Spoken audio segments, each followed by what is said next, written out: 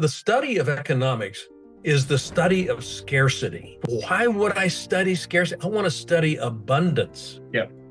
How do I be abundant in my life? See, and that's where I think we went off the rails is business capitalism as it's actually executed today is an exercise in scarcity. And this is why we see a lot of folks organized around accumulation. Let's get as much as we can. Let's get ours. You're listening to Rise from the Ashes podcast. Ladies and gentlemen, welcome to another episode of Rise from the Ashes podcast. I'm your host, Baz Porter, and it's a privilege today to have my next guest. His name is Blaine Bartlett. Blaine Bartlett, and he comes from the old West Coast, just north of where I used to live, actually. But his story is quite incredible from a leadership perspective, from executive coaching. And I invited him on to give his perspective over a few decades of coaching and seeing the transitions in that coaching through capitalism and also sustainable success. Without further ado, I'd like to introduce you to Blaine. And as always in this style, he's going to introduce himself. Blaine, welcome to the show. And how are you today? Baz, thank you for the opportunity to be here. I appreciate it, and I'm doing extraordinarily well. I'm, like you mentioned, I'm up here in the Pacific Northwest. The sun is shining, the water is calm, and I see boats. It doesn't get a whole lot more, better than that. That's fantastic. I like boats.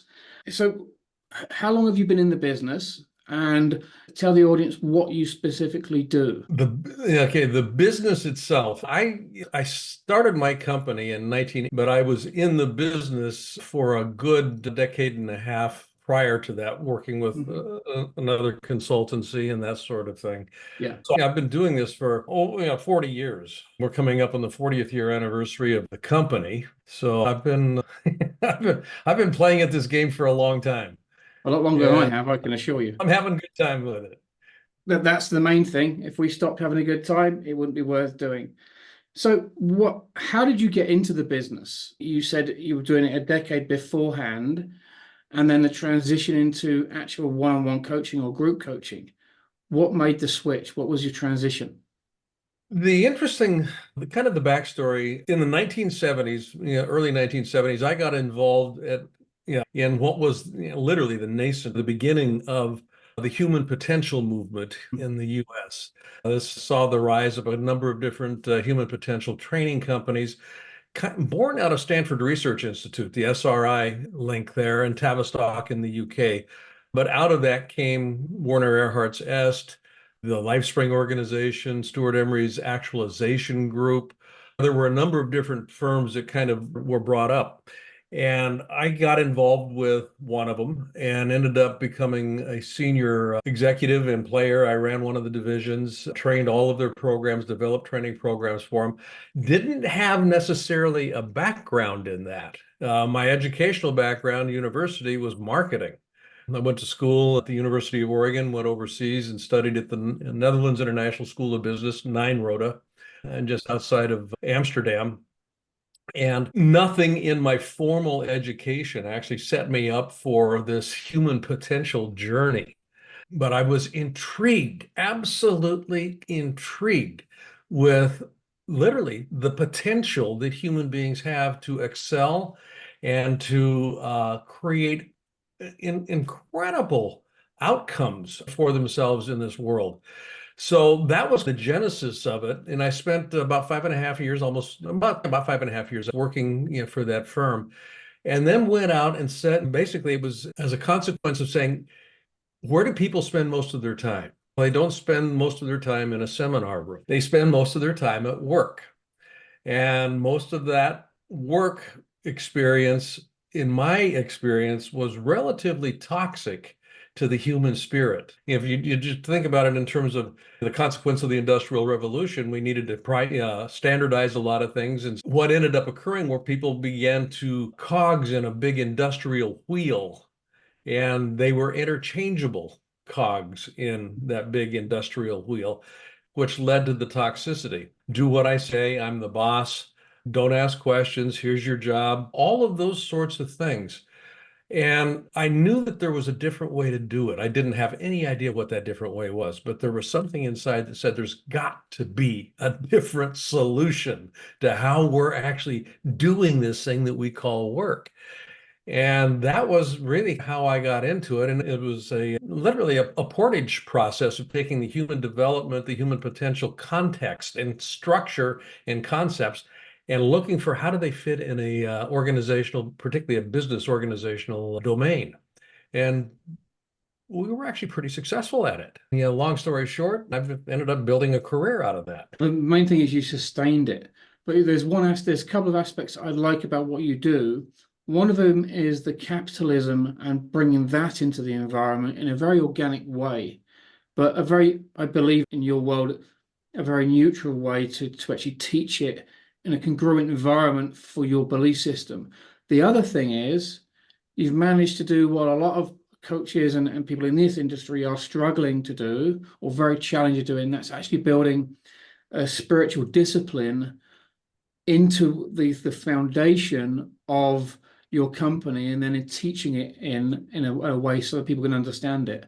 I find that very fascinating because, as I said earlier, people are trying to do this, and a lot of people are challenged with this thing of what is spiritualism, what is capitalism, and mastering the sustainability of all this. That's a hell of an undertaking for anybody, let alone somebody who's gone through some of the challenges you've had in your life. Yeah, I'd be disingenuous if I said that I started off with spiritualism as a focal point, but pretty early on, the notion of the human spirit, reared its head, and I couldn't ignore it. There's that, they would come to work and they'd metaphorically hang their hat up on the coat rack and wait around to be told what to do, what they were told to do. And then at the end of the day, when the whistle blew, they'd pick their hat up and they'd go back out into their life. And all of a sudden, they transformed into this autonomous individual that was self-directed, that had dreams. They did stuff. They did stuff. They didn't wait to be told to do it. They just did stuff. Yeah. So what happened? When you crossed that threshold and became an employee, where did your spirit go? That sort of thing. So, fast forward a number of years, almost, a couple of decades here, the notion of compassionate capitalism started creeping into my awareness. And compassion has obviously a spiritual root to it. And the way that I framed this, and I'm going to go down a little bit of a historical rabbit hole, if you could. When Adam Smith wrote the book, The Wealth of Nations, it was literally the first codified economic theory. It was the first one that had been written down. And part of and this is a gross simplification, but essentially what Smith was talking about was what he called the enlightened hands of commerce. You as my trading partner, you need to win if I'm going to win. It's a long-term sort of a thing. So there needs to be reciprocity here. So there's an element of enlightened self-interest that comes in, which has to do with a recognition that we are connected. Now, it's that connected piece that evokes compassion. It's that, what am I connected with? I'm connected to the spirit of what you're up to, the spirit of who you are. And if I actually pay attention to this, we actually find a lot of things in common that we can actually begin to leverage, and the pie becomes bigger. It stops being a zero-sum process. Compassion has a place, I think, in business. The study of economics is the study of scarcity, which is like, why would I study scarcity? I want to study abundance. Yeah. How do I be abundant in my life? See, and that's where I think we went off the rails. Is business capitalism, as it's actually executed today, is an exercise in scarcity. And this is why we see a lot of folks organized around accumulation. Let's get as much as we can. Let's get ours. Nature doesn't work that way. And Adam Smith actually used nature as a template. Nature doesn't work that way. Everything in nature serves as a center of distribution, not as a center of accumulation. Yeah. And it's that center of distribution piece that I wanted to be able to tap into with the work I do with my clients. I love what you're speaking about because it's a derivative of collective consciousness, and it's tapping into that compassionate side of the human nature, providing gratitude and services and all the rest of it. Absolutely. But some people have an idea of it, but they don't actualize it. And they go back into this scarcity mindset of give me, and they put themselves on this pedestal. You've got it and you've homed it in, which I love. And this is one of the models that I love and adhere to and I study myself. You're giving to people, you're being compassionate, you're understanding of their world and showing a real interest in their lives. And I think that attracts these. But how did the compassionate capitalism come into that in conjunction with the spirituality? Because that's a hard thing to obtain. I love this subject. I'm like, how the hell did you do that one? Two things happened. One is a conversation I had with John Mackey and Raj Sisodia, and they wrote a book called Conscious Capitalism. Yeah. And John and Raj are both very good friends of mine. I've known them for a long time. And in conversation, essentially, and this is a Cliff Note version of what we worked with here, but I said, guys, yeah, I love what you did, and there's a piece that's missing for me. Mm-hmm. And that piece has to do, it's one thing to be conscious, aware of connections.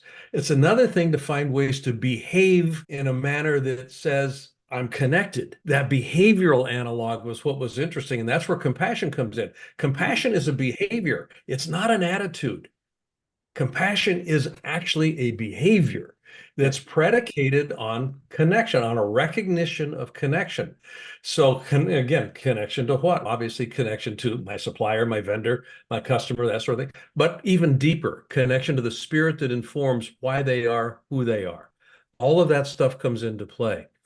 So there was that piece. So that conversation was catalytic in putting the book together, Compassionate Capitalism, which actually became an international #1 bestseller in 5 different markets. Congratulations. We hit something. There was some resonance there. But the second piece had to do with how I came to define the purpose of business. And the purpose of business is not to make a profit. It's not. That's not the purpose for business. You need a profit to stay in business. Mm-hmm. But the purpose of business, from my perspective, is to find ways to enhance the possibility of thriving for anybody that comes into contact with your service or product. If people feel as if they have the opportunity to thrive when they purchase your service, when they purchase your product, they're going to beat a path to your door because it touches something inside them. And that's when you position your business in that way, you actually are facing some difficult choices. Yeah. Yeah.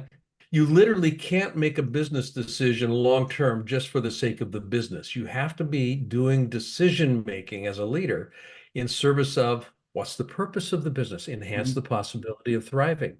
How do we go to market? All of those questions come into play, which is where compassionate behavior begins to appear. I love that. I'm going to ask you something now. I title this Unconventional Wisdom. And the reason I like asking this question is because people have elements of knowledge that don't necessarily come to us in a conventional way. Leaps of faith, divine intervention, whatever you want to call it. Is there anything that served you in an unconventional wisdom way that in your business adventures specifically that was unconventional, and how did you discover this wisdom? That's a great question. Thank you for that. Again, there's 2 things that come to mind here. One has to do with early on when I started my business in 1987. I got to a point where we had a pretty significant contract, and we were asked to do some things, and I won't go into all the details around it. But I did not have a clue about how to go about doing this. Yeah, I literally did not have an opening statement. I didn't have a way to position this.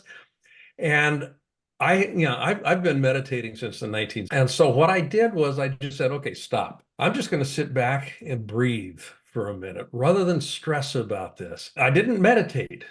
Okay. But I paused And I just noticed over on the desk that there was a Harvard Business Review that was sitting there, and I started flipping through it. And then something else caught my eye, and there was another magazine, and then there was a book underneath that magazine.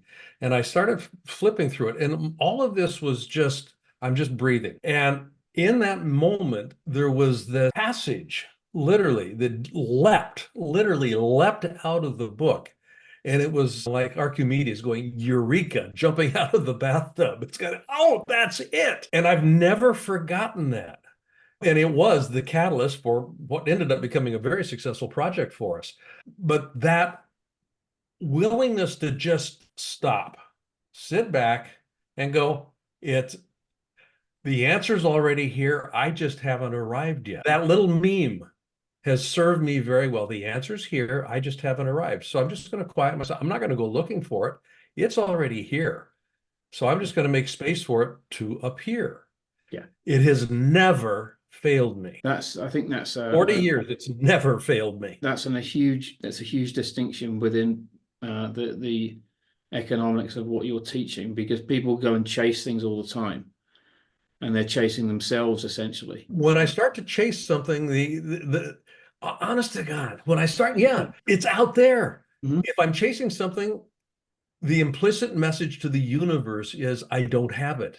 Correct. And if I go, it's already here, I'm not chasing anything. I just need to let it. I need to let it. People need to remember that. So if you're listening to this now and you're like, what the hell was that all about? Pause, go back and listen to this piece again and get a pen and paper and write this down, because it's key for anybody who's wanting to grow into some form of success, however you define that in your life. There's a question that I like asking you specifically. What is your 1,000-year vision? And why is the 1,000-year vision so important to you? I came across this notion of a 1,000-year vision when I was working with a client. And we were literally doing some vision work that was part of a whole strategic initiative that the company was undergoing, their company was undergoing. And they kept getting stuck in the how, a 3-year, 5-year, 10-year, 20-year. Eventually we quickly go to, well, we don't know how to do that. What's the next step? And I'm going to tell you what, guys, how about if we just jump this out 1,000 years? You're not going to be around. Nobody personally is going to be around. But if this thing is ideal in the way that you are envisioning, what might it look like? What kind of a difference has it made in 1,000 years? That freed up all kinds of thinking. And literally the Compassionate Capitalism book for me came out of, in part, a 1,000-year vision for what could it be? What could business be as the most pervasive force on the planet? And if it was a force for good, what might it be? Now, recognizing it's probably not going to happen in my lifetime, taking that constraint out of it, it has to happen now. It has to happen where I can touch it, feel it, see it, and smell it. No, it doesn't. It really doesn't. If it's important, it will come into being. Everything's been invented twice anyway. First as an idea and then in physical form. So just put the physical form out there so far that you don't have to worry about. Then you take the first step to make it happen. That first step becomes a whole lot easier if I don't have to match it against some preconceived notion of what how is supposed to be. I like the way you remove the how from it, and it removes the a lot of that removes the resistance to what actually comes in organically to your space. Like you said earlier, it's already done. But in order to allow it in, you've got to make that space. Yeah. Most people try the opposite way around. They try and chase it. They try and make it happen instead of going, it's done. I'm going to allow it. And I'm going to remove this, remove that, whatever it is. So you allow that space to happen, which is a genius. When we look at legacies and building people's resilience in legacies, is there anything that you have done or possibly could share with somebody, the audience, that you want your legacy to be specifically? When someone says to you or says to your grandchildren or people who used to know you, Blaine did this, what are they going to say in 50, 100, 200, 300 years time? I'll answer the question, but the preface is legacy speaks to my egoic presence, and if I'm looking at this through the lens of I'm connected to everything, there's no ego inherent in that. Yes. So that being part of the positioning here, I work a lot with my clients around this notion of elegance. And the way I've defined elegance is the way that a software coder would actually describe elegant code. It's code that does what it's supposed to do with minimal to no unintended consequences. Hmm. So I think if there was a legacy that I would be proud of, egoically proud, but also spiritually proud of leaving or having people point to, is I lived a life with no unintended consequences. I like Yeah, that. it was an intentional life that was Mhm. beautiful. And beauty, Plato talked about beauty being the foundational virtue of all of his virtues. Mhm. And beauty is when you apprehend beauty, whether it's a sunset or the David or a baby or a puppy dog, these are beautiful things because the spirit that inhabits and gives life to it is actually coming through the form that it's being presented as. Mhm. So when the form doesn't inhibit the beauty, that's elegance. I love that definition there. Yeah, that I've never heard that before, put the way you've just done, and it really resonated with me. So thank you for that. We look at Rise from the Ashes as a comeback story. Can you share a touching story that where you've helped somebody that was one of these sort of stories where they hit rock bottom and then all of a sudden they're on that journey back, rising from the ashes? I could tell one of my own personal stories, or I could relate one from a client. It's Um, entirely up to you. Okay. I think rising from the ashes, how I define success, sustainable success, and that's what rising from the ashes ends up becoming, Yes. uh, is developing the capacity to continuously start over in pursuit of a worthy ideal. And it's that worthy ideal that allows me to keep going. The house can collapse around me, but if that worthy ideal, even a spark of it remains, I can rebuild. I can rise from the ashes of that conflagration. So when my wife died, yeah, it'd be probably the story I would most resonate with around this. And this was 13 years ago, 14 years ago. Devastated, as you can imagine. We had a beautiful marriage. I loved her, with all my heart. Beautiful family. Yeah, it was just an incredible marriage. And I was, and I'll own this, I was a workaholic. I'd be on the road 250 days out of the year as a consultant. You go to where the client is. Yeah. So I was traveling all the time. And yeah, we joked about what's your vision in life? I'd like to sleep in 50% fewer beds. So she and I had this running joke going on. When she passed, as you could imagine, my world just literally collapsed. And there was Pam and Blaine. It wasn't just Pam by herself or Blaine by himself. It was Pam and Blaine. There was this conjoining that was in place in terms of identity. And my business, she was a part of it. We did a lot of things together. So when she passed, I looked around and I went, what's this all about? What's this all been for? It's just, yeah, none of it made sense anymore. And people initially would console me and the whole grieving process, all of that. Yes. And I Yes. started doing some interesting work. I got a hold of a book by Mickey Singer, uh, The Untethered Soul, Hmm.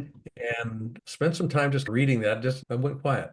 And the spark of compassionate capitalism was still, it wasn't quite snuffed out. But I also knew that I didn't want to do it the way I'd been doing it. I didn't, I've got 5.5 million air miles. I don't need another airplane flight. I really don't. So if I was going to continue teaching, if I was going to continue consulting and coaching, it had to be different. It needed to look different. I had no idea, absolutely no idea what that might be. So I just peeked out from under the covers and took a tentative step. Yeah, how about if I did it this way? I'd never done it this way before. And it actually worked. So I'd never thought about it because I was so caught up in the way that I was doing things. And somebody a long time ago, literally, I was in a rut. It was a successful rut. We were doing some great stuff. We had offices in 4 countries, but it was a rut. And An old mentor of mine said to me at one point, a rut is nothing more than a coffin with the ends kicked out. And that's where I found myself. I wasn't growing. I Mhm. wasn't, yeah. And when Pam died, it was a wake-up call that I had stopped growing, that Mhm. I had stopped learning, my spirit had a lid on it. And rather than people told me it was going to take a long time to get over this death, I said, no, it really doesn't have to take a long time. I really don't believe it has to, but I don't want to short circuit the process. I don't want to not grieve because I know grieving is healthy. And so I started doing some really intentional things to develop a capacity that would allow me to start over. And that capacity had to do with courage to take a step, not to move on, but to move forward. So I started playing with linguistics. Language creates reality. It also reflects reality. So moving forward rather than moving on, that felt different. Mhm. So I could take a step with moving forward. Okay. Yeah. Moving on, kind of, I don't want to move on. There's too much that I value. So I don't want to leave it behind. I started looking at different ways to do things. So I started different types of practices. Yeah. Practices create the whole notion of identity. I mentioned identity, Pam and Mhm. Blaine. Yes. I started researching what is identity. And if you take the word apart, you go back to the epistemology or the etymology of the word, it has two Latin roots, one about being and the other about repetition. So being repeated, repetition of beingness. I wanted to be something different. I wanted Mhm. to be a different way. So I started practicing repeating being a different way. Those sorts of things, they seem very subtle, but they were enormously generative as a capacity building process. Everybody can rise from the ashes. It takes a couple of things: spark of meaning, and then capacity, Yeah. building the capacity to continuously start over. Yeah, what I I did. think that's very sound advice coming from experience and going through that transition into forming a new person, forming a new belief system, identity, and Mhm. also a new purpose, an elevated purpose, if anything else. And that's highly commendable for anybody to do. And you've turned it into a very successful model that you can then build other people's lives and businesses with, which is phenomenal. So thank you very much for that. Before we go, is there anything you'd love to leave with the audience, whether it be a gift or a book to go to? This is, as I said, it's entirely of service to you. So please, anything you can. I'm talking about developing the capacity to continuously start over. I was asked to give a keynote address in Japan last year, and the organizer wanted something to leave behind. And I've done a lot of work in Japan. So I ended up and the talk was on sustainable success. So I put together a very simple little toolkit around five different elements of capacity building. So on my website, if you have blainebartlett.com, if people are interested, the price point on it is $98. It's just, yeah, I wanted to make it very accessible, but it gives some very, I think, intentionally specific and easily digestible tools that you can use to continuously start over. Capacity building around self-awareness, around courage, around discernment. How do I make decisions? Yeah. Practices are most important. And then inclusion. I don't do this by myself. Other people need to be involved. Yeah. So this little toolkit is designed specifically to help frame it, but also here's some suggestions about how to do it, answering the question how, Yeah. because that will trip people up sometimes. So absolutely feel free to jump on that. Yeah. That link will be in the blog and also in the description below. I encourage you to do get on it. Blaine, thank you very much for joining me today. It is an absolute privilege to interview you and share your message with the world. If you have any final thoughts, any final words of wisdom, please share. And as I said, it's amazing to finally meet you and chat with you. Thank you, Bez. I think the only thing that I'd leave as a parting gift is find a way to be a center of distribution in your life, not a center of accumulation. In my experience, my life works a whole lot better when I'm just giving. Yeah, Yeah. yeah, Giving with no expectation. exactly. I love that message. Blaine, thank you very much for joining me. As I said, it's always a pleasure. If you need anything from me, please reach out. You know where I am. To all the Baz. listeners, thank you very much. Please share this message. You will undoubtedly change someone's life. I'm Baz Porter, and this is another insightful episode from Rise from the Ashes podcast. For myself, live with purpose, my friends, and inspire with legacy. Have a fantastic day.